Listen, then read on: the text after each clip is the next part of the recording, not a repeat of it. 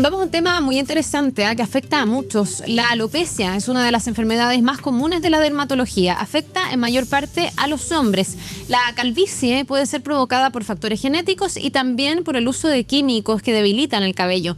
Vamos a hablar en profundidad sobre este tema. Estamos junto a la doctora Jesús Díaz, médico cirujano de la clínica Tempora. Bienvenida. Muchísimas gracias por estar con nosotros aquí en La Mañana Informativa. Muchas gracias, Carla. A ver, partamos hablando de las razones de la alopecia. Como que uno esto rápidamente lo relaciona con la edad. No sé si necesariamente tiene que ver con el paso del tiempo o hay otras razones que pueden llevar a un hombre o a una mujer a perder el pelo. Sí, mira, no tienen necesariamente que ver con la edad. La causa más frecuente es la alopecia androgenética, que es la típica caída de pelo de los hombres, la que estamos acostumbrados a ver en la calle. Y es más común en hombres, afecta hasta el 80% de ellos, pero como bien dices, también se puede dar en mujeres. No es tan frecuente, cerca de un 20%.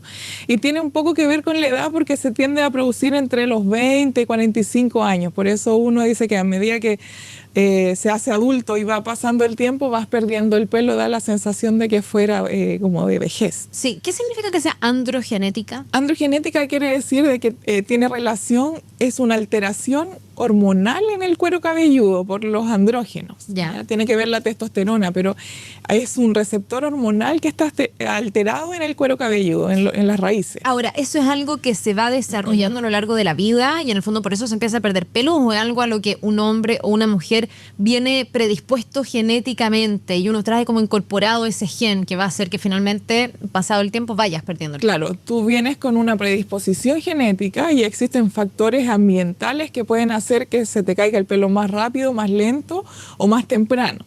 Pero traes una predisposición genética. Ya, y esto no tiene nada que ver con tener más o menos pelo, el que después se caiga o no se caiga, la gente dice, yo tengo un montón de pelo, estoy salvada, no me voy a quedar nunca pelada, o hombres, yo tengo un montón de pelo, nunca me voy a quedar pelado. ¿Eso tiene que ver o no? No, no tiene que ver, pero cuando tú tienes más pelo, se te tiene que caer más para que se note. Claro, se nota menos la alopecia, Claro. en el fondo. Esa es una ventaja, pero no es que por tener más pelo nunca te vayas a quedar pelado necesariamente. No estás salvado.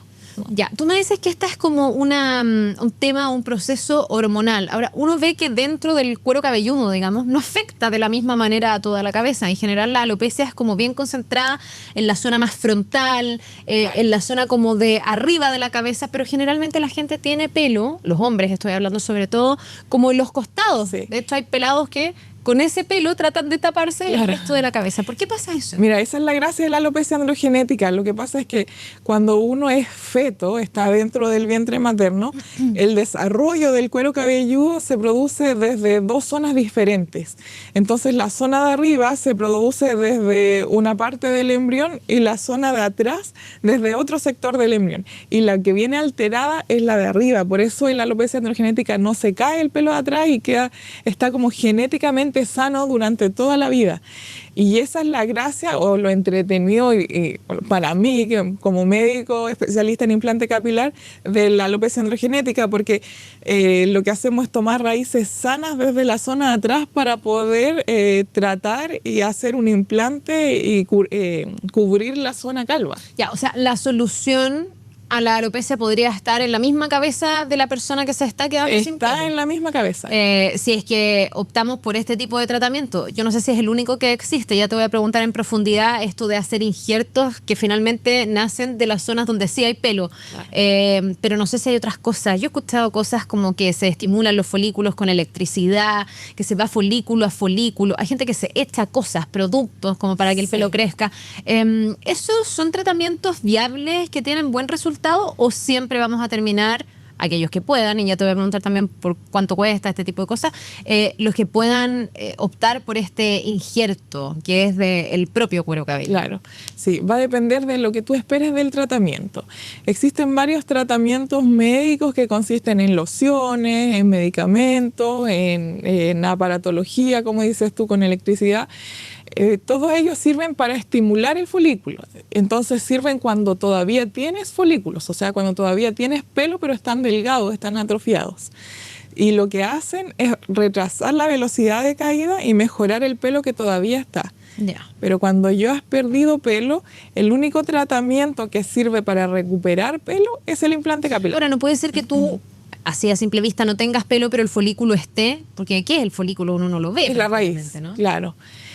Mira, puede ser que tú no tengas pelo, pero el folículo esté debajo, pero el grado de atrofia que tiene que tener para no tener pelo es muy importante, entonces poder estimularlo es casi imposible. Ya, si yo o una persona, un señor, una señora que está perdiendo pelo, se hace estos tratamientos y no funcionan, ya lo más recomendable va a ser pensar en estos injertos. Claro, cuando tú tienes un grado de alopecia que generalmente es de leve a moderado en adelante, el único tratamiento que te puede hacer salir pelo donde no hay y que es definitivo es el implante capilar. Ya, hablemos del implante capilar. ¿En qué consiste? Yo lo hablamos y ya me duele. No sé si de verdad es muy doloroso. Tengo la No, impresión que sí. la verdad es una cirugía mínimamente invasiva y bastante poco dolorosa. Los pacientes al día siguiente hacen su vida normal, es con anestesia local, es bastante amigable. No tanto. No. ¿Y esto qué significa? ¿Que tú sacas qué de las zonas como activas que tienen folículo donde está creciendo pelo?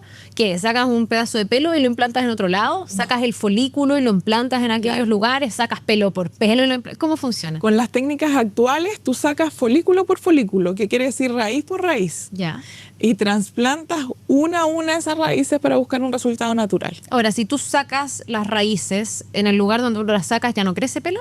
Claro. Trasladas como el pelo completo con Es su un raíz a trasplante. otro lugar. Exactamente, es un trasplante de pelo. Entonces uno saca una porción de pelo para que no se note la extracción de atrás. O sea, la idea no es despoblar un santo para poblar otro, sino O sea, lo que... vas sacando como de distintos lugares. Exactamente, sí. Estratégicamente vas eligiendo esas raíces y las trasplantas donde falta y también las implantas siguiendo un patrón, un diseño para que quede natural y adecuado a cada paciente. Perdón, y siempre la parte que está inactiva, digamos, donde se murieron los folículos, adopta estos nuevos folículos y por lo tanto crece pelo. Sí, siempre los adopta porque la piel, que es el terreno, está sano.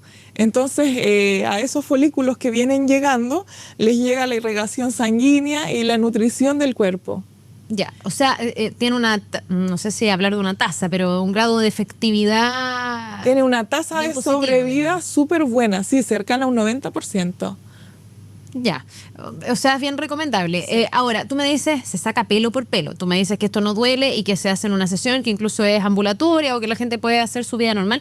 Pero son varias sesiones, me imagino yo. Sacar pelo. Depende de la cantidad de pelo que te falte. Nosotros en Clínica Témpora tenemos la capacidad de trasplantar hasta 3.000 raíces en una sesión, que es bastante. Ya. Para que te hagas una idea, 3.000 raíces pueden cubrir cerca de la mitad de la cabeza. Entonces, si te falta toda la zona de arriba pelo, probablemente requieras 2 sesiones.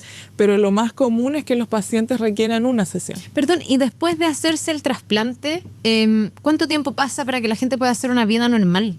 Y para que llegues a peinarte, sí, a lavarte el pelo. Yo no sé si hay cuidados especiales que luego hay que tener o estos folículos se adhieren tan bien a la piel que es como que ese pelo hubiese estado ahí siempre. Sí, mira, se adhieren súper bien a la piel, pero es un proceso. Y es un proceso muy similar a cuando uno tiene una herida. Cicatriza la piel de donde fue implantado y eso demora por lo menos unas 2 semanas en donde ya no tienes heridas y no tienes riesgo de perder algún folículo. Yeah. ¿Okay? Una vez que la piel está sana, los folículos crecen en la zona como si hubiesen estado siempre ahí. Pero se van creciendo de a poco, sobre todo el primer año. El primer año es una etapa más lenta porque el folículo, por así decirlo, como que reconoce el terreno, se adapta y luego crece a la velocidad del pelo normal. Ya. El proceso completo, como para peinarte, como dices tú, demora más o menos un año. ¿Cualquier persona puede hacerse este injerto de pelo o hay una evaluación previa del paciente? Hay que ver que dentro de la parte donde se ha perdido pelo estén las condiciones o siempre van a estar las condiciones para que crezca este nuevo folículo. No a todo el mundo le sirve el implante capilar.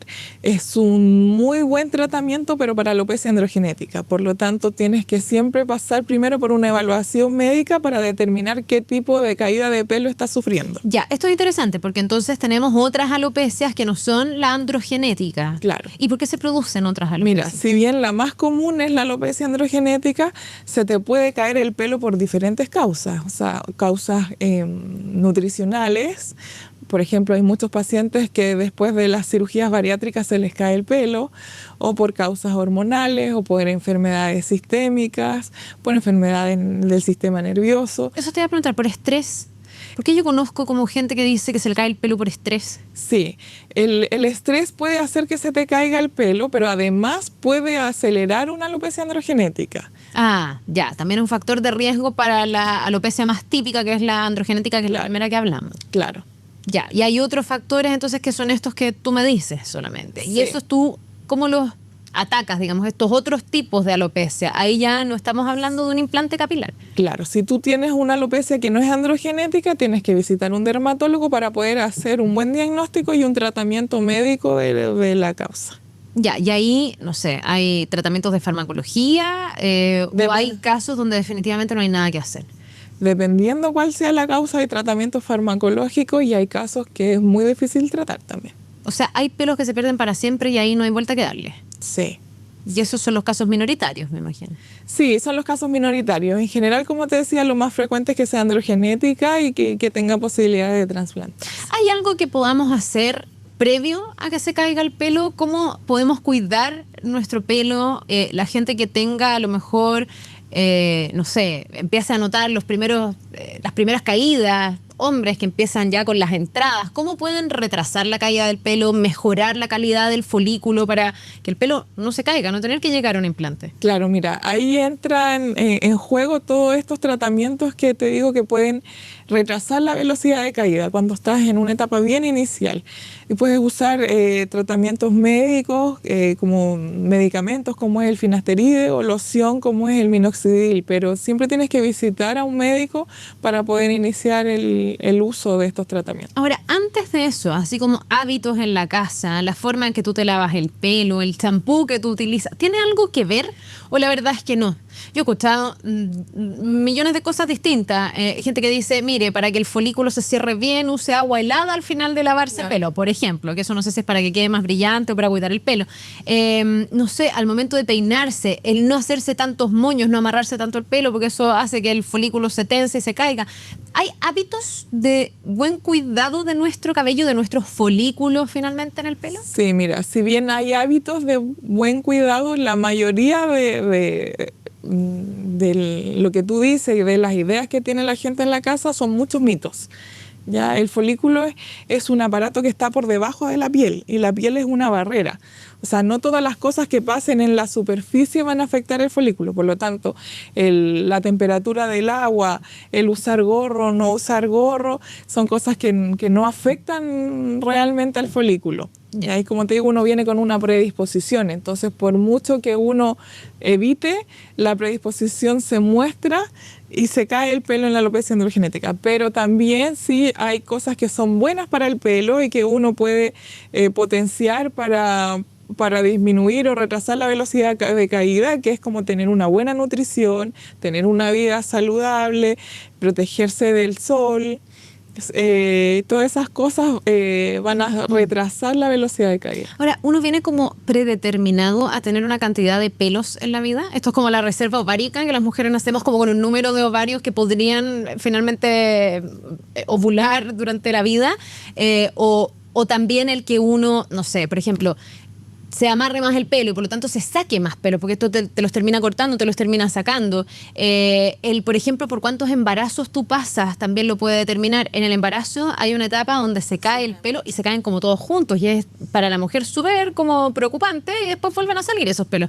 No sé si tú haces más cosas para que se te caiga el pelo, te puedes quedar pelado antes, puedes como agotar tu reserva de pelo, o eso no es así. Claro. Es como las uñas y el pelo crece infinitamente. Mira, normalmente el pelo, si tú lo traccionas, lo cortas, el pelo vuelve a crecer. O si tienes muchos embarazos, son alopecias que son súper determinadas. En general, tienden a ser transitorias y a resolverse completamente. Pero hay pacientes en que la consecutiva repetición de este tipo de alopecia puede terminar generando un daño y perdiendo el pelo definitivamente. Ya, así que hay que tener ojo también con eso. Para finalizar, ya que hablamos de este injerto capilar, ¿esto es algo, me imagino, que debe ser de carga privada? ¿O hay algún tipo de cobertura? ¿La alopecia es como una enfermedad hoy día en el sistema de salud o no? Mira, en el sistema de salud no hay codificación por las ISAPRES ni por FONASA. Es finalmente una enfermedad que es de carga privada. ¿Y es caro? ¿Es caro hacerse un injerto capilar? Hoy en día, También es subjetivo, depende para quién, sí, pero ¿cuánto claro. puede costar? Mira, hoy en día cuesta bastante menos que antes. Se ha masificado un poco más y también las técnicas han evolucionado mucho. ¿Ya? Pero un implante capilar hoy en día en Chile puede costar entre 2 y 4 millones de pesos, dependiendo de la... Es caro. Es caro, sí, no es algo barato. Es mucho más barato que antes. Yo diría que hoy en día cuesta la mitad de lo que costaban antiguamente y las técnicas han evolucionado. Los resultados son mucho más naturales que antes. Ahora, en definitivo. Entre 2 y 4 millones para finalizar, ¿tiene que ver con cuánta cantidad de pelo tú transfieres? Exacto. ¿Qué tan complejo es finalmente el... ¿Qué tanto pelo te falta? Ya pues, oye, súper interesante el tema. Ojalá que esto se vaya demandando más para que vaya bajando de precio, digo yo, porque realmente hay muchos, sobre todo hombres, pero cuando le toca a una mujer, que es más minoritario, es mucho más terrible, para, creo yo, poder enfrentar la caída del cabello para una mujer. Gracias, doctora. Gracias a ti. Que le vaya bien, que tenga una buena jornada. Nos vemos.